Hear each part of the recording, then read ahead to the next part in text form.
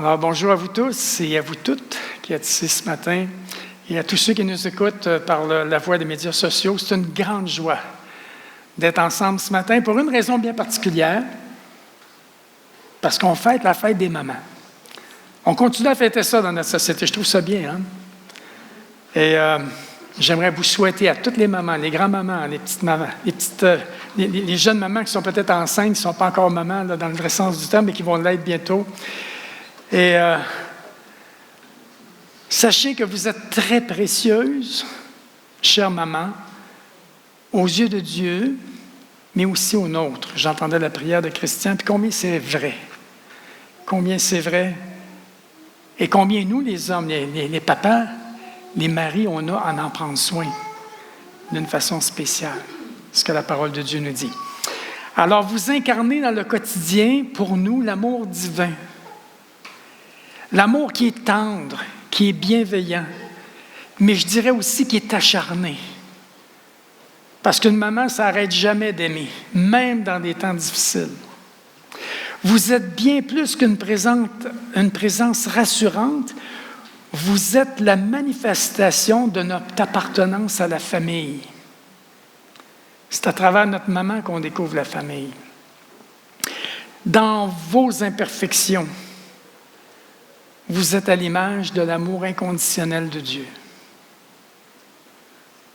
Parce que des mamans, ça demande pardon des fois. Puis des fois, après avoir demandé pardon, ils reprennent leur enfant puis ils le reprennent dans ses bras. Et on goûte cet amour-là si inconditionnel. Parce que nous, les enfants, quand on était plus jeunes, et ceux qui le sont, on n'est pas toujours tranquille, n'est-ce pas? Et des fois, dans la fatigue, les mamans peuvent élever le ton. Hein? Ça n'enlève pas l'amour, mais pour l'enfant, c'était peurant. J'ai des souvenirs de ça, moi. Chez nous, ça parle fort souvent. Nous remercions Dieu ce matin ensemble pour chacune de vous. Il ne faut pas oublier que les mamans aussi ont eu des mamans. Car c'est à travers vous que Dieu nous a donné la vie. J'aimerais prier ce matin en prononçant la bénédiction de Dieu sur chacune de vous. Dieu a donné une bénédiction pour son peuple. On retrouve ça dans Nombre 6, versets 24 à 26. J'aimerais vous dire les paroles exactes que Dieu nous a dit pour vous bénir ce matin. Que l'Éternel vous bénisse et qu'il vous garde. Que l'Éternel fasse luire sa face sur vous et qu'il vous accorde sa grâce. Que l'Éternel tourne sa face vers vous et qu'il vous donne la paix. À la fin de notre célébration, les enfants vont avoir un petit cadeau pour vous. Alors, juste pour vous exprimer, dans le fond, toute votre préciosité. Alors, on a récemment passé à travers mes deux messages qui ont traité le titre, c'était « Le Dieu qui sépare » et celui de la dernière trompette. Que nous sommes dans un temps important dans l'histoire de l'humanité, que la Bible appelle les derniers temps. Nous qui avons cru à l'œuvre rédemptrice de Jésus-Christ à la croix et à sa résurrection. Nous qui sommes dans la Bible appelés nés de nouveau. Nous qui sommes déjà spirituellement séparés du monde. Nous sommes dans l'attente à venir d'une autre séparation qui, elle, sera physique et nécessaire. Ça s'appelle l'enlèvement de l'Église. Jésus va revenir et nous prendre avec lui pour nous amener là où il est, c'est-à-dire au ciel. Je ne sais pas quel sentiment cette affirmation produit en vous. Et croyez-vous véritablement? Vous en réjouissez-vous? Amen. Amen. Ah oui, amen. C'est important de réaliser que c'est une réalité biblique. C'est une vérité biblique. Maintenant, l'attendez-vous?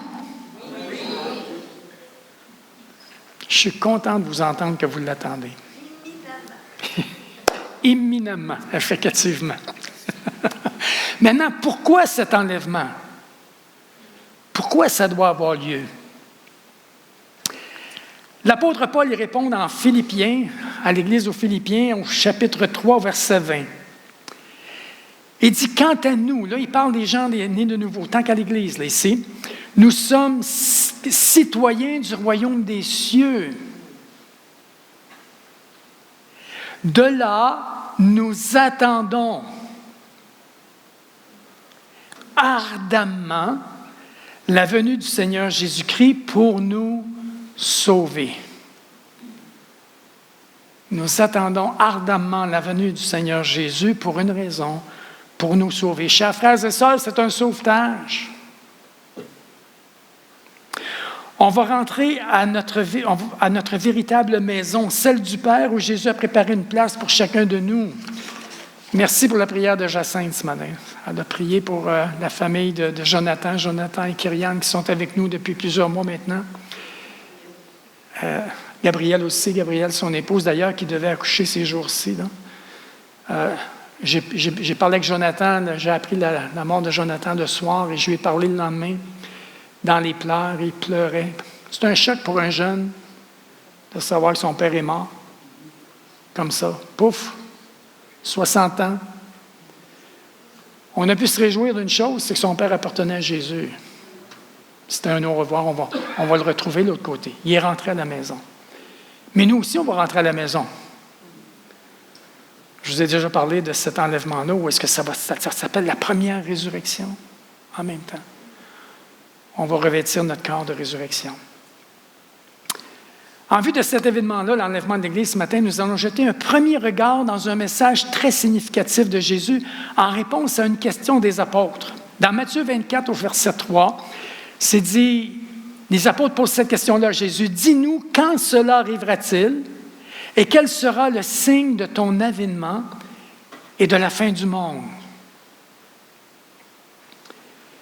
Chers frères et sœurs, j'aimerais vous dire que la Bible est l'histoire écrite à l'avance. Dieu nous dit déjà ce qui va se passer. Et c'est pour ça que nous avons la paix. C'est pour ça qu'en quelque part, il y a une joie malgré ce qui s'en vient, qui ne sera pas drôle. J'aimerais vous dire que c'est un discours pour notre temps. Prions ensemble quelques instants. Unissez vos cœurs avec moi. Notre bon Père céleste, nous croyons dans ta parole. Car Jésus a dit, ta parole est la vérité. Et qu'elle est une lampe à nos pieds pour guider notre quotidien. Mais elle est aussi une lumière sur notre sentier qui éclaire notre futur et révèle notre temps qui sont les derniers. Je t'ai prié dans le bon nom de Jésus, Père. Amen. Dans la question des apôtres, il traite 3 sujets qui sont complètement distincts. Et Jésus, c'est une prophétie qu'il fait ici. Alors, la première question que les apôtres ont posée, c'est « Quand cela arrivera-t-il? » Donc, il faut se poser la question, par rapport au contexte, de quelle chose qu'il parle ici. Alors, je vais vous lire Matthieu 24, versets 1 et 2. « Comme Jésus s'en allait, au sortir du temple, ses disciples s'approchèrent pour lui en faire remarquer les constructions. Mais il leur dit, « Voyez-vous tout cela? Je vous le dis en vérité, il ne restera pas ici pierre sur pierre qui ne soit renversée. » Cette prophétie que Jésus venait de donner aux apôtres, elle s'est accomplie littéralement en l'an 70, après Jésus-Christ. Ça s'est réalisé au moment où les Romains ont envahi la ville de Jérusalem et brûlé le temple. Et il y avait une si grande quantité d'or, il y avait beaucoup d'or dans le temple, à cause des instruments, à cause tout était recouvert d'or. Alors, il y avait tellement de quantité d'or dans le bâtiment que le feu a fait fondre l'or entre les pierres. Et c'est allé jusque dans les crevasses, là, entre les pierres. En tout cas, l'or, ça fond comme C'est un métaux qui est très sensible, qui est très fragile à la chaleur. Alors, après la destruction, ce que les Romains ont fait, ils ont dû enlever chacune des pierres afin de récupérer l'or qu'il s'y trouvait. Alors, quand Jésus a dit « il ne restera pas pierre sur pierre », ça s'est réalisé en l'an 70.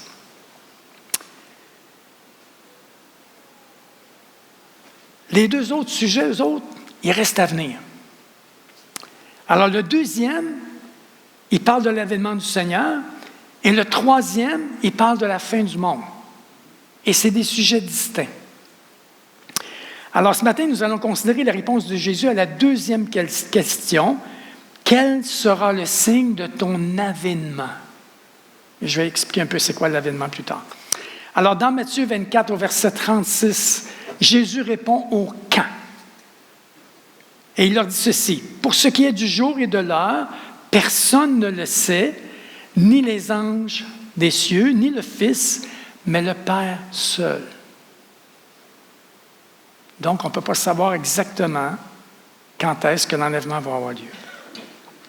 Et il continue en disant ceci, dans Matthieu 24, versets 37 à 39, dans le même sujet, il dit « Ce qui arriva du temps de Noé arrivera de même à l'avènement du Fils de l'homme. » Et j'ai pris ça comme le titre de mon message aussi. C'était carrément les paroles de Jésus.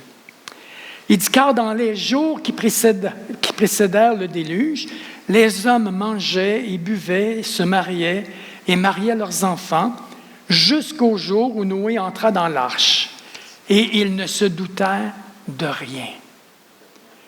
Jusqu'à ce que le déluge vienne et les emporta tous. » Il dit « Il en sera de même à l'avènement du Fils de l'homme. » Maintenant, une question qu'il faut se poser ici, c'est pourquoi a-t-il cité le temps de Noé pour parler de son avènement? Jésus avait une raison pour le faire. Alors, pour comprendre ce qui arriva à ce moment-là, dans le temps de Noé, il est nécessaire de se poser quelques questions et chercher les réponses de Dieu à travers les Écritures. Ce que nous allons faire ce matin. Alors, une des premières questions qu'il faut se poser, c'est « Mais qui est Noé? Qu'est-il arrivé en son temps? Comment les Écritures parlent-elles de l'avènement de Jésus? Et quel est l'intérêt pour notre époque? Qu'est-ce que ça vient toucher dans nos vies aujourd'hui? » Alors, la première question, qui est Noé? Dans Genèse, au chapitre 6, verset 9, c'est dit « Noé était un homme juste et intègre dans son temps. Noé marchait avec Dieu. » On est dans la Genèse. La Genèse signifie l'origine. On dit que c'est le livre des commencements, où est-ce que Dieu nous déclare toute la réalité de la création. On y décrit la création du ciel et de la terre. On y décrit l'apparition de l'univers et de l'homme créé par Dieu. On parle aussi de l'éruption du péché à l'origine de la souffrance et de la mort, ainsi que l'essor de la civilisation et des peuples, dont nous en faisons partie aussi. Son nom est Noé. Le nom Noé signifie apaisé, repos, consolation. On retrouve ces éléments-là dans le nom de Noé. Genèse 5, au verset 32, c'est dit « Noé, âgé de 500 ans, engendrant 3 garçons, Sem, Sam et Japheth, de qui proviennent toutes les nations de la terre. » Vous savez, lorsqu'on parle des Juifs aujourd'hui, on parle souvent des Sémites. Les gens se posent souvent la question, mais pourquoi on appelle ça des Sémites? Mais c'est à cause de Sem, parce qu'ils sont dans la descendance de Sem. Et aujourd'hui, on est dans un monde qui a de plus en plus d'antisémitisme. Vous entendez ça souvent à la télévision, je l'ai entendu encore récemment. Autrement dit, des peuples ou des gens, des nations, ou carrément des personnes qui sont anti-juifs, qui n'aiment pas les Juifs. Il y a une sorte de racisme là-dedans. Alors, ils sont antisémites. Alors, on descend, toutes nous autres, on descend de Japheth, selon les ethnologues. Toute l'Europe et les États-Unis et le Canada, on descend particulièrement de Japheth. Donc, on provient de cette Descendance, là, ouais, c'est ça, je cherchais le mot, merci. Alors, l'une des questions qu'on se pose souvent, puis ça m'a été demandé, puis ça a repris ça. Calculait-il les années de la même manière que nous autres? Hey, 500 ans, là, me semble, c'est assez vieux pas mal. Frères et sœurs, Genèse 1, 14 répond à cette question. C'est toujours la parole de Dieu qui confirme les choses. Alors, Dieu dit à ce 1,14 qu'il y ait des luminaires dans l'étendue du ciel pour séparer le jour d'avec la nuit, que ce soit des signes pour marquer les époques, les jours et les années. Frères et sœurs, c'est Dieu qui a créé le temps. Dieu n'a pas de temps, il est éternel. Mais Dieu a créé le temps pour nous. Et il a mis les luminaires pour cela, pour qu'on puisse mesurer le temps. Alors, 6 fois au début de la Genèse, Dieu dit, il fait des choses, ainsi il y eut un soir, il y eut un matin. Ce fut le Xème jour, premier, deuxième, troisième. Et le mot jour qui est là, c'est le mot yom, Y-O-M, comme Yomlé, non, Yom. Y-O-M, yom. Et le mot yom, c'est au sens littéral. On parle de 24 heures, d'une journée de 24 heures. Alors, c'était vraiment des 500 ans comme des années d'aujourd'hui, mesurées. Maintenant, c'est là qu'il y a certaines opinions qui diversent. C'est un peu à chacun sa lecture, hein? Alors, autrement dit, les gens qui lisent avec la pensée de l'évolution, puis les gens qui lisent avec la pensée, avec la foi que Dieu a créé. On appelle ça des créationnistes. Les évolutionnistes visitent opposés au créationnisme. Mais la réalité, frères et sœurs, c'est que ces mots-là sont ceux de l'auteur sacré, Dieu. Alors, ce sont bien des jours réels de 24 heures et non une période symbolique, comme des millions ou des milliards d'années. C'est aussi Dieu qui a réduit le temps de vie de l'homme, puis il l'a fait juste avant le déluge. Puis je veux qu'on réalise ça. Aujourd'hui, on vit moins longtemps, mais c'est parce que Dieu l'a voulu ainsi. Dans Genèse 6, au verset 3, on dit « Alors l'Éternel dit, mon esprit ne restera pas toujours dans l'homme, car l'homme n'est que chair, et ses jours seront de 120 ans. » Au chapitre 5, un peu plus loin, on retrouve la lignée de Noé. Et ça, je trouve ça intéressant, c'est pour ça que je le souligne. Son arrière-grand-père s'appelait Enoch.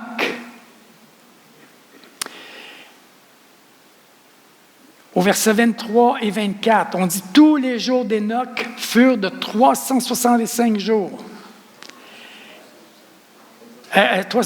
Excusez-moi, 365 ans, merci. Excusez. Enoch marcha avec Dieu, puis il ne fut plus parce que Dieu le prit. J'ai parlé de ça dans mon premier message. Le Dieu qui sépare. Parce que Dieu le prit, il n'a pas passé par la mort, Enoch. Il faut comprendre ça. Il a été enlevé à l'âge de 365 ans. Il y a 2 faits intéressants qui étaient remarqués dans ce qui vient juste d'être dit, c'est qu'il marcha avec Dieu et il fut pris. Il marcha avec Dieu et il fut pris. Ça devrait nous parler à nous aussi. J'aimerais vous dire que Noé aussi va faire la même chose. Parce que c'est dit que Noé aussi marchait avec Dieu. Et Dieu va le délivrer, Noé. Il ne l'a pas enlevé, mais il l'a délivré. Ce que j'ai appelé l'enlèvement-séparation dans mon premier message. Là.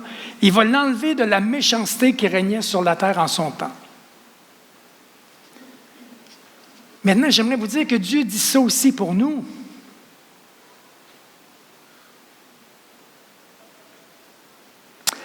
Dieu dit aussi cela pour nous, qu'un jour, il va nous enlever de la méchanceté qui va régner sur la terre. Et c'est l'enlèvement de l'Église. Maintenant, pourquoi Jésus parle-t-il de Noé? On nous parle de sa famille, 8 personnes, son épouse avec leurs 3 garçons et leur belle-fille. et leurs femmes, qui est les belles-filles de Noé. Dans Hébreux 11, au verset 7, on dit, c'est par la foi, là on est dans le Nouveau Testament, c'est par la foi que Noé, divinement averti des choses qu'on ne voyait pas encore, est saisi d'une crainte respectueuse, construisit une arche pour sauver sa famille. C'est par elle qu'il condamna le monde, par l'arche. L'arche servait de témoignage en plus de ses paroles. Et devint héritier de la justice qui s'obtient par la foi. Aujourd'hui, la même justice s'obtient encore par la foi. On est sauvé par la foi dans la personne de Jésus. On voit son attitude, que j'aime de Noé, une crainte respectueuse de Dieu. J'aimerais vous faire remarquer que là, les 10 commandements n'avaient pas encore été donnés, là. C'est plus tard, ça. Alors, sa foi, ce qu'on peut comprendre, c'est que la foi de Noé était bâtie sur sa relation avec Dieu. Et son obéissance le démontrait. Il a fait exactement ce que Dieu lui a dit de faire. C'est pour ça que c'est dit, il marchait avec Dieu. Il a été un exemple, c'est l'image qui nous revient pour nous aujourd'hui, il a été un exemple pour sa famille, comme ses ancêtres l'ont été pour lui. Enoch, à titre d'exemple, Métuséla, qui était son grand-père, et Lémec, qui était son papa. Puis ils ont tous vécu longtemps, là. 969 ans pour Métuséla, 777 ans pour Lémec. Et c'est dit qu'ils étaient des adorateurs de Dieu, du Dieu vivant. C'est pour ça que Noé a été capable de marcher dans les voies de Dieu. Assurément, son entreprise de construire l'arche lui a valu des railleries de ses contemporains. Mais malgré ça, il a persévéré, puis il a travaillé avec sa famille malgré toute l'adversité que ça a pu créer. J'aimerais vous faire remarquer qu'il était à l'opposé de Lot. Vous vous souvenez de Lot? À Sodome et Gomorrhe. Il a été averti par les anges que Dieu détruirait la ville. Et là, il a dit, y a-t-il quelqu'un d'autre avec toi? Bien, il a dit, ma femme, mes filles, puis mes gendres, mes futurs gendres, ils n'étaient pas mariés encore. Il dit, écoute, il faut que j'aille avertir mes gendres. Il est allé avertir ses gendres. Qu'est-ce qui s'est passé? Ils se sont moqués de son message. Ils ont dit, oh, ça va pas bien, Lot. Imaginez quand Noé bâtissait l'arche avec ses fils. Il travaillait toute la famille. C'était un gros contrat, là. C'était un paquebot, cette affaire-là. C'était énorme. Et les gens le voyaient construire un bateau, puis ils se disaient, qu'est-ce que tu es en train de faire là, Noé? Veux-tu me dire? Est-ce que c'est ça?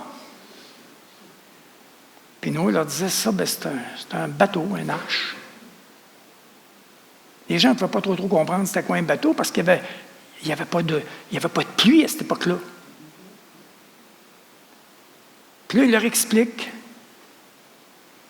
ce qui va se passer. Puis là, ils ont dit, oh, Noé, ça va pas bien dans le soulier, là. Ils se sont moqués de lui, malgré qu'il était conscient de la méchanceté, hein? Parce que c'est dit que les hommes méditaient dans leur cœur la méchanceté tout le temps. Et c'était la raison pourquoi Dieu a regretté d'avoir fait l'homme, puis a décidé de tout détruire, sauf cette famille-là, Noé.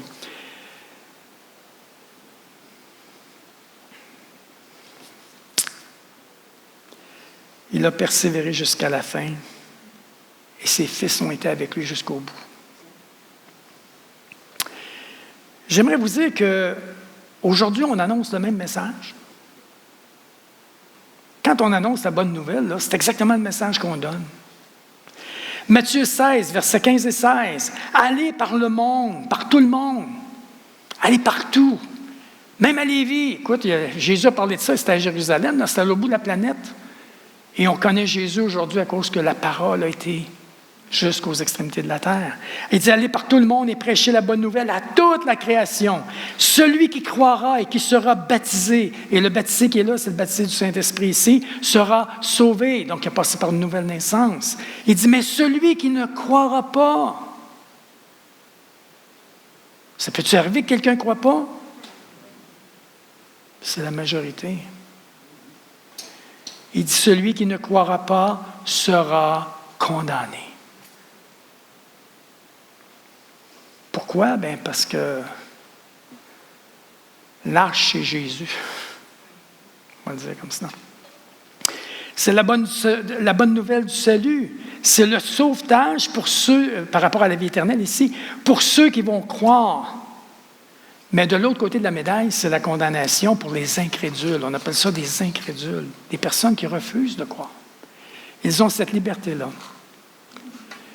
J'aimerais aussi vous faire remarquer, dans le caractère de Noé, dans Genèse 7 au verset 1, l'Éternel dit à Noé, « Entre dans l'arche, toi et toute ta maison, car je t'ai vu juste devant moi parmi cette génération. » Ça veut-tu dire que Dieu voit toutes choses? Omniprésent, omniscient, omnipotent. Dieu a amené les animaux, hein? C'est Dieu qui a amené les animaux. Ça aussi, ça a servi de témoignage. Je vais vous dire, là, ça arrivait, là, 2 par 2, 7 de certains des animaux purs, puis un couple des animaux impurs, puis les gens ont tous vu passer ça, là. C'est pas Noé qui a fait ça, là. C'était du surnaturel, ça. C'était dans la volonté de Dieu. C'était spécial. Ça servait de témoignage. Ici, dans le premier aspect du caractère de Noé que j'aimerais souligner, c'est que Dieu dit qu'il est juste. Ce mot ferait sortir 2 choses. Première des choses, sa relation avec Dieu, la relation entre l'Éternel et lui. Et deuxièmement, le contraste avec les méchants qui l'entouraient. Noé habite une terre corrompue, c'est ce que Dieu dit, où la méchanceté règne en maîtresse. C'est le mal qui règne. Dans l'Ancien Testament, le juste est l'homme qui est droit devant Dieu et qui s'efforce d'obéir à ses ordonnances. Dans 2 Pierre, chapitre 2, verset 5, c'est dit « S'il n'a pas épargné l'ancien monde, si on parle de Dieu ici, mais s'il a sauvé 8 personnes, dont Noé, ce prédicateur de la justice, lorsqu'il fit venir le déluge sur un monde d'impies. » Ce prédicateur de la justice. Autrement dit, Noé avait un message. Il annonçait quelque chose. Un prédicateur, c'est quelqu'un qui annonce quelque chose. C'est quelqu'un qui partage un message. C'est ce que je suis en train de faire d'ailleurs avec vous. La question qu'il faut se poser, mais qu'est-ce qu'il a prêché? Puis combien de temps qu'il a prêché ce message-là? Parce que le message n'était pas pour lui. Dieu l'avait averti lui, mais le message était pour tous les autres. C'est pour ça que c'est l'arche qui a servi de témoignage, plus le prédicateur de la justice. Pierre y répond. L'apôtre Pierre y répond. Dans 1 Pierre, chapitre 3, verset 20. Qui, autrefois, avait été incrédule lorsque la patience de Dieu se prolongeait au jour de Noé, pendant la construction de l'arche, dans laquelle un petit nombre de personnes, c'est-à-dire 8, furent sauvés à travers les eaux. Combien ça a pris de temps à bâtir l'arche? 120 ans. La patience de Dieu a duré combien de temps? 120 ans. Pendant la construction de l'arche, 120 ans. Donc, il a prêché pendant cette construction-là, et c'est le temps que Dieu a accordé. Dans le fond, là, c'est le temps que Dieu a accordé à la génération de Noé pour se repentir.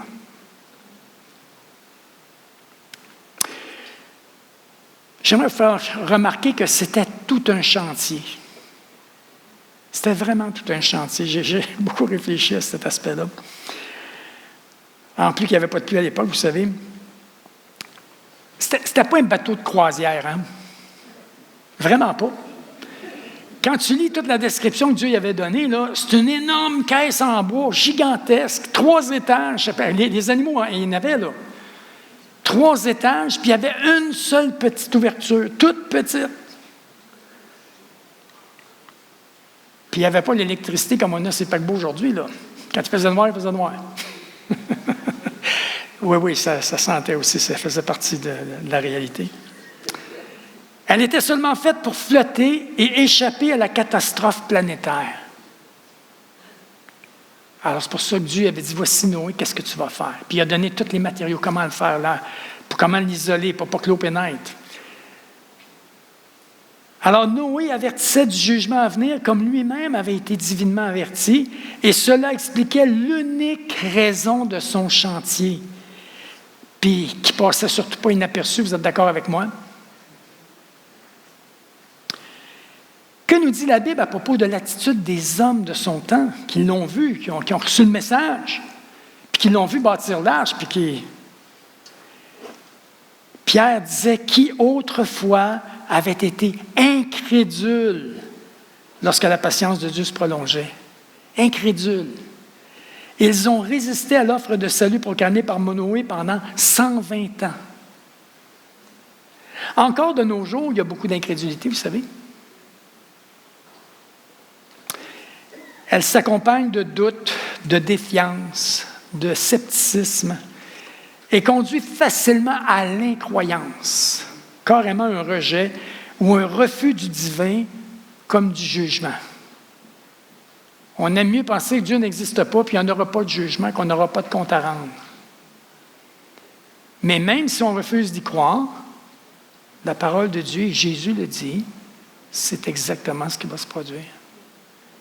Le monde va devoir passer en jugement parce que le monde ne s'est pas créé seul, c'est Dieu qui l'a créé, ce monde-là. Mais on voit que Noé a cru la parole de Dieu. Il n'a pas cru en Dieu, il a cru Dieu. Et il a persévéré à la construction de l'arche. Nous aussi, frères et sœurs, nous sommes appelés à persévérer. Vous et moi, nous sommes appelés à demeurer, à persévérer dans la foi, dans la parole de Dieu et à être ses témoins malgré l'adversité qu'on peut rencontrer.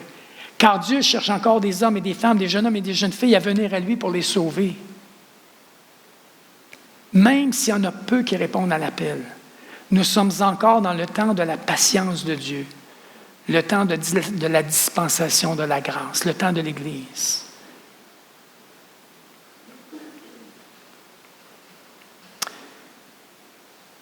Le deuxième point qui est mentionné dans le caractère de Noé, c'est Genèse 6,9. Il était intègre dans son temps.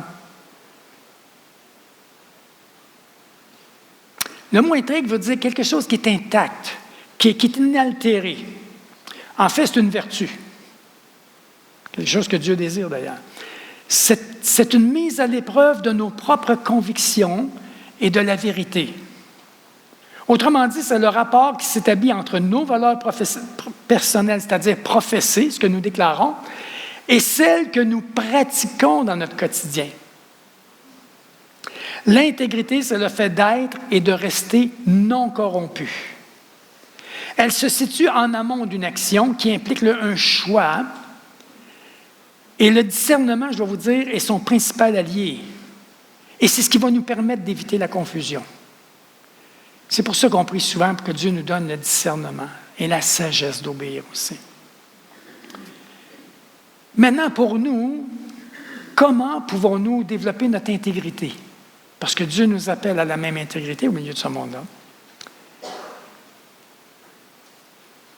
Dans quelle mesure Noé peut-il nous inspirer?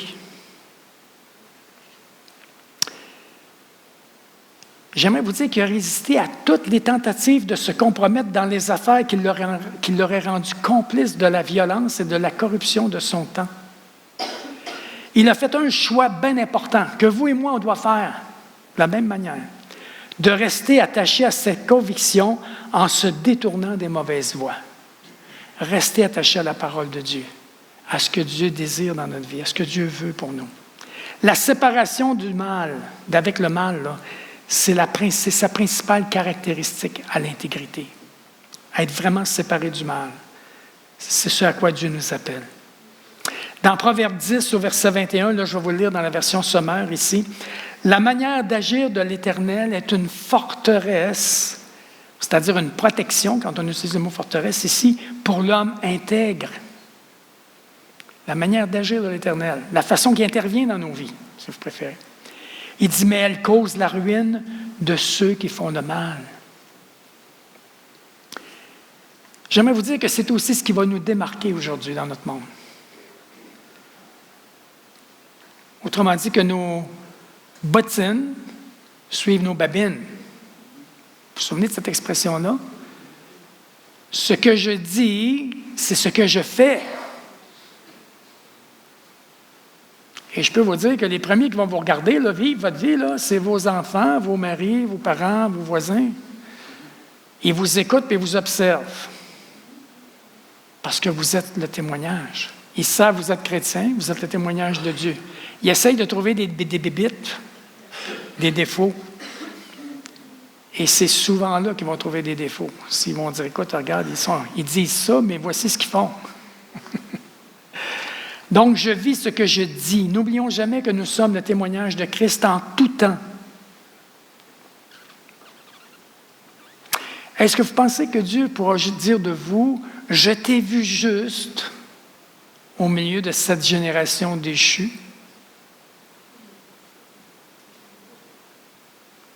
Faites une introspection. Seigneur, est-ce que j'ai cette dignité-là de toi? Est-ce que je marche dans ta justice? Est-ce que je brille vraiment? Hein?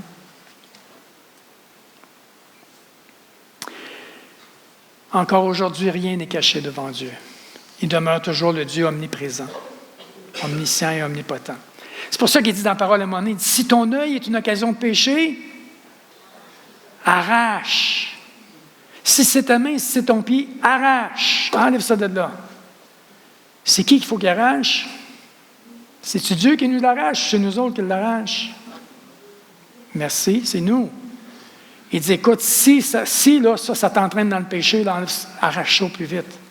Enlève ce qui est devant tes yeux qui t'amène dans le péché. Enlève ce qui est devant tes mains. Si tu voles, enlève ça devant tes mains. Va pas dans des endroits où tes pieds, la même chose. C'est important parce que nous sommes son témoignage.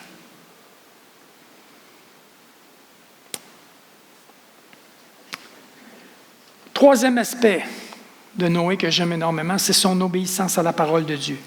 Il ne s'est pas appuyé sur les standards du monde de son temps qui l'entourait, mais il a suivi le modèle transmis par ses pères. Et il est resté fidèle à la parole de Dieu. Ses principes d'action reposaient sur une connaissance personnelle de Dieu, nourrie d'une relation soutenue avec lui.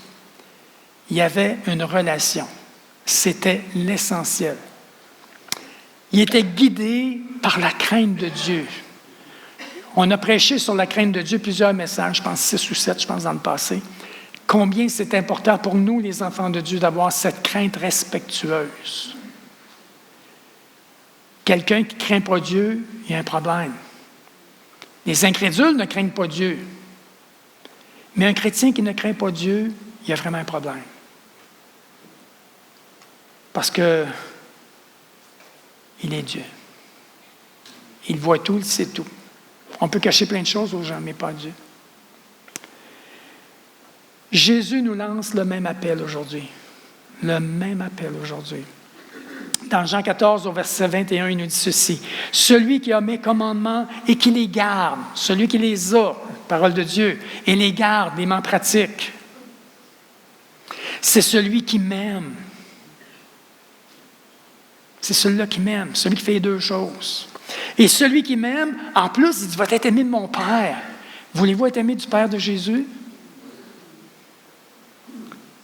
Gardons la parole de Dieu et mettons-la en pratique, frères et sœurs. Il dit, je l'aimerai, et en plus, il dit, je me ferai connaître à lui. Ce n'est pas juste la nouvelle naissance, ce verset-là, là. C'est dans notre vie. Relation. On revient toujours à la relation avec Dieu. Et le quatrième point du caractère de Noé, il marchait avec Dieu. Il est un modèle pour nous. Le mot marcher veut dire qu'il était en mouvement. Il n'était pas passif, pas immobile. Mais encore, fallait-il aller dans la même direction? Je peux être en mouvement, mais au lieu de m'en aller dans la direction du Seigneur, je m'en vais à l'opposé. Ça peut-tu nous arriver? Oui. On retrouve plein d'exemples dans les Écritures. Mais le Seigneur Jésus dit, celui de mon disciple, qui renonce à lui, qui prenne sa croix, puis qui me suive. Donc, il est en mouvement, on n'est pas immobile. C'est Matthieu 16, 24. Si quelqu'un veut venir après moi, qu'il renonce à lui-même, se charge de sa croix, qu'il me suive. Pas le suivre à 10 km en arrière. Vous allez le perdre de vue.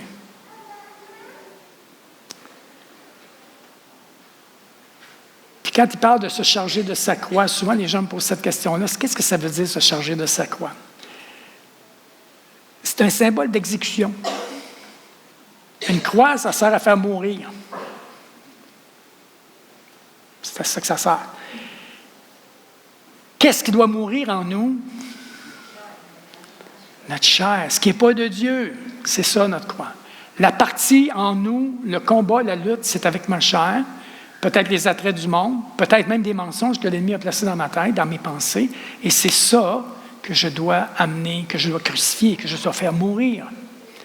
C'est pour ça qu'il dit que ça charge de sa croix, parce que c'est à nous à faire mourir cet aspect-là qui s'oppose à Dieu en nous. Quelle est cette marche que nous, chrétiens, que Noé a eue? J'aimerais le résumer en disant que c'est conjuguer son agir avec la parole de Dieu. Je m'associe à ce que Dieu veut faire et à ce que Dieu dit. Alors, cela implique d'abord l'aspect physique d'aller vers un but en engageant tout notre corps, nos membres et notre énergie. Ça, c'est le côté physique. Sous l'angle spirituel, cela exige de la foi, je souligne que c'est important, en direction du futur. De prendre la bonne voie et de s'appuyer sur Jésus, de dépendre de Jésus, et en y mettant la discipline et du caractère pour suivre les voies de Dieu. Parce qu'on sait que le monde est à contre-courant. Hein? C'est-à-dire que c'est plus nous qui sommes à contre-courant du monde, en fait. Mais ça nécessite ce caractère-là. C'est un caractère de courage. Paul va dire à Timothée, ce n'est pas un esprit de timidité que Dieu nous a donné, un esprit de peur. Il dit c'est un esprit de force, d'amour et de sagesse au milieu d'un monde déchu. Sur le plan moral, les Écritures nous enseignent comme un pédagogue qui est vraiment efficace. Un pédagogue, c'est un enseignant, si vous voulez. Elles sont la source de nos valeurs, qui devraient inspirer toute notre conduite dans la pratique du bien. J'ai à apprendre à vivre et à permettre au Saint-Esprit de manifester ses fruits, son fruit dans ma vie, patience, persévérance, bonté, amour, etc. Aujourd'hui, chers frères et sœurs, soyons des hommes et des femmes de la parole qui marchent avec Dieu. Le monde a besoin de voir cela. Jésus a dit que nous sommes la lumière du monde. C'était lui, puis après qu'il est parti, il dit maintenant c'est vous autres. Là. Vous êtes la lumière du monde. Autrement dit, on est visible de loin. La lumière, on voit ça de loin. Là. Au milieu des ténèbres, ça se voit de loin. Et il dit aussi le sel de la terre, et vous êtes le sel de la terre, dans la conservation du bien. Autant dans nos paroles que nos comportements. On ne fait pas ce que le monde fait. La partie du mal, on s'entend, le monde, la partie qui est bonne, c'est correct.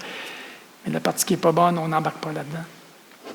Chers amis, retenons que la famille de Noé subissait l'influence de Noé. Autant sa femme que ses enfants. Noé a pris soin de leur vie spirituelle parce que c'était à Noé que Dieu parlait. Il est parvenu, pendant la construction de l'arche, à protéger les siens, ses enfants, des mauvaises inclinaisons. Parce que, écoutez, ils étaient là dans ce monde-là, eux autres-là. De la génération, les mauvaises inclinaisons de la génération mauvaise qui les entourait, parce qu'ils n'étaient entourés que de cela. Comment il a fait ça? En leur communiquant le dessein de Dieu. Et par cela, il les a fait entrer dans le grand plan de survie annoncé et préparé par Dieu lui-même. Le plan de survie pour Noé, c'était l'arche. Notre plan de survie pour nous autres, c'est l'enlèvement de l'Église. C'est Jésus qui vient chercher son Église. Ça, c'est le plan de survie. Avons-nous parlé à nos enfants? Avons-nous parlé des desseins de Dieu à nos voisins, à nos amis, à nos familles? S'ils ne l'entendent pas de vous, ils ne l'entendront peut-être pas du tout. Parce que ce n'est pas tellement la télévision. Ils n'en parlent pas beaucoup dans les nouvelles. Et c'est pour ça qu'il dit maintenant, vous êtes mes témoins. Vous. Chers frères et sœurs, c'est ce que nous devons faire pour nos familles, pour nos contemporains.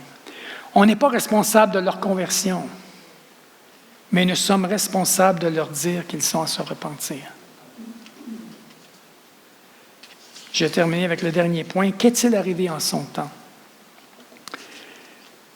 Jésus nous prévient en rappelant qu'avant le déluge, les gens ne s'inquiétaient pas. Pas en tout.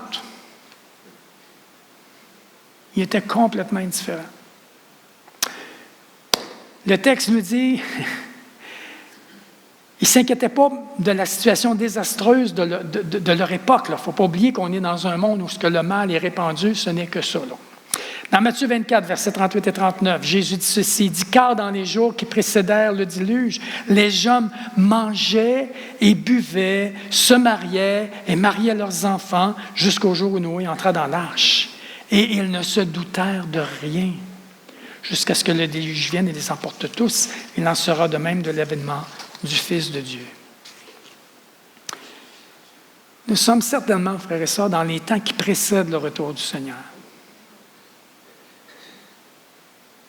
Le retour du Seigneur sur les nuées pour enlever les siens, qui est une partie de l'avènement de Jésus. Il dit un peu comme le voleur qui vient subitement, ça va être imminent et subi, instantané. Maintenant, pour en discerner le moment, Jésus nous a donné des points de repère, certains éléments qui nous feront connaître qu'il est proche, à la porte, dont le but est de nous avertir, de nous rendre conscients, afin que nous soyons sur nos gardes d'une part, mais que nous soyons aussi des messagers qu'il nous appelle à être.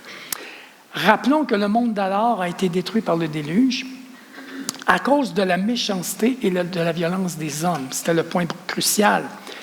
Et il m'apparaît aussi évident que l'état du monde actuel se détériore beaucoup et progresse rapidement vers la fin. Notre réalité, c'est que toutes les sphères de la société sont atteintes. L'incertitude règne et l'angoisse envahit le cœur des habitants de la planète. C'est ce qu'on entend, c'est ce qu'on entend quand on écoute les nouvelles, quand on parle avec les gens autour de nous. Où est-ce qu'on s'en va? Ce message-là, je l'entends tellement souvent. Et ça nous donne l'opportunité de partager l'Évangile. Où est-ce qu'on s'en va? On ne s'en va pas par là, on s'en va par là. Mais...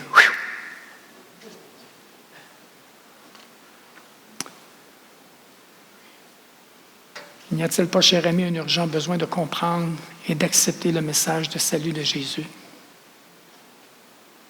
Il y a 5 enseignements dans le message de ce matin qui doivent retenir notre attention. Premièrement, que le monde du temps de Noé a été détruit par un déluge qui a été universel. Non seulement à cause de leur méchanceté et de leur violence, mais parce qu'ils étaient indifférents, insensibles et complètement éloignés de Dieu. Deuxièmement, Dieu sauva 8 personnes, Noé et sa famille immédiate, et ils reçurent le mandat de repeupler la terre. Nous en sommes le fruit. Troisièmement, Jésus relie l'état du monde au temps de Noé, à celui du temps de son avènement. Quatrième, il donne un avertissement à la génération qui précédera son retour sur terre de la même façon que Dieu l'a fait au temps de Noé avant le déluge.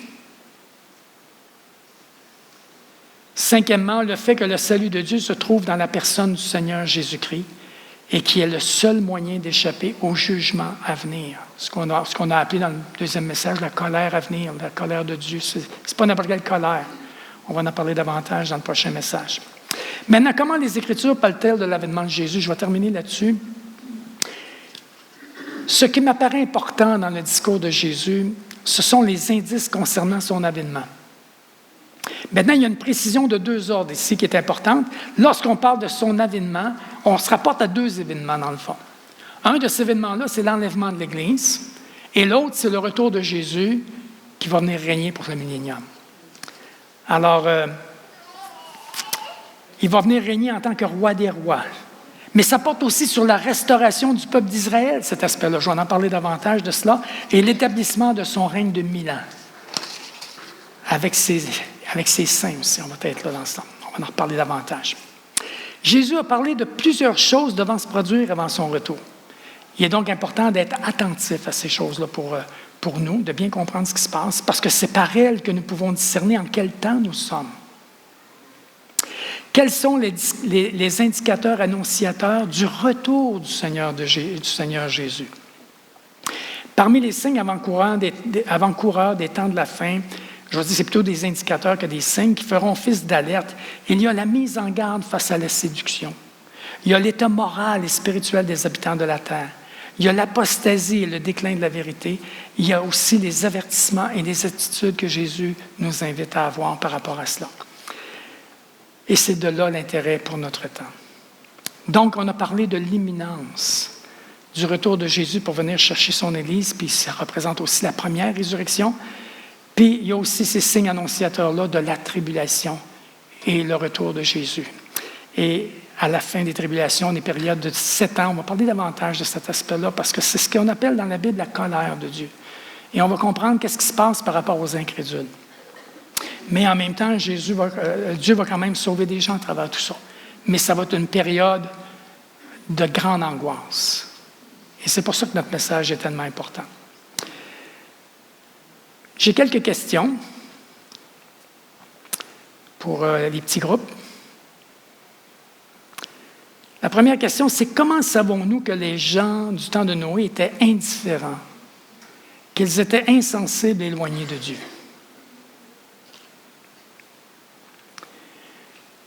Deuxièmement, c'est, vous considérez-vous comme intègre?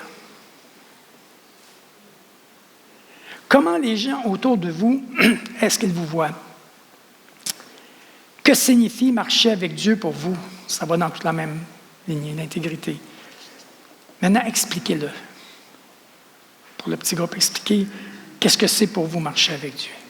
Qu'est-ce que ça représente dans votre vie à vous?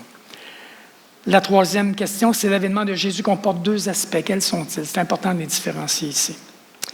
Et la quatrième question, pourquoi Jésus a-t-il donné des indicateurs annonciateurs de son retour? J'aimerais qu'on termine dans la prière. Notre bon Père céleste, que ton nom soit béni, que ton règne glorieux vienne pour les siècles et des siècles. Nous attendons ardemment ta venue pour nous sauver. Nous sommes conscients que nous sommes dans les derniers temps, Père, avant ton retour, avant le retour de Jésus, comme du temps de Noé, justement. Ma prière, c'est que chacun de nous marche devant toi, ô Dieu, avec intégrité de cœur et droiture, en faisant ce que tu nous as commandé dans ta parole et ce que ton Esprit Saint en nous montre. Nous te demandons de bénir et d'attirer à Jésus nos enfants, nos familles, nos amis, afin qu'ils te connaissent, Père. Toi, le seul vrai Dieu, et qu'il soit mis à part, c'est-à-dire par toi et pour toi. Béni sois-tu, Seigneur, toi qui nous donnes les Écritures, qui nous révèle la vérité, qui nous annonce à l'avance l'avenir et qui nous donne par elle la paix et la grâce. Dans le beau nom de Jésus, Père, nous t'avons prié. Amen.